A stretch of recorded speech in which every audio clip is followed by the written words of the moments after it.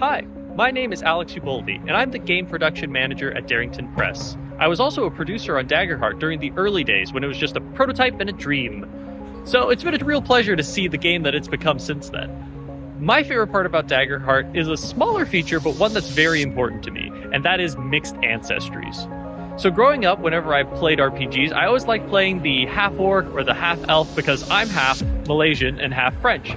So it was interesting playing a culture that was not belonging to either culture, but their experiences with both shape their personality and then what they can do in the game. So in DAGGERHEART, when you're making a character, you can choose two ancestries and then pick one trait from each ancestry to use for your character.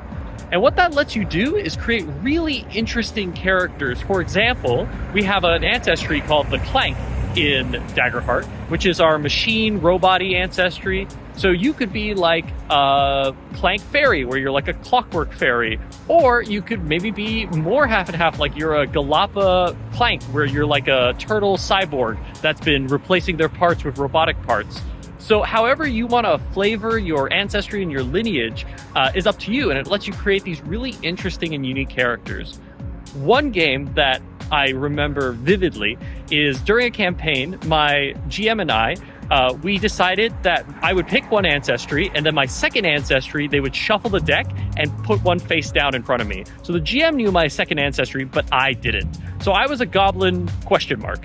And during one of the pivotal battles of the campaign, when I was going to attack the big bad, I rolled a crit and I sprouted wings and I flew towards the big bad and took him out. And I found out that I was half goblin, half fairy. So it was a really cool moment narratively and mechanically that I felt could only exist in DAGGERHEART. And that's part of why I love this game. So I can't wait to see what all of you do with your interesting mixed ancestries out there. Have a good day.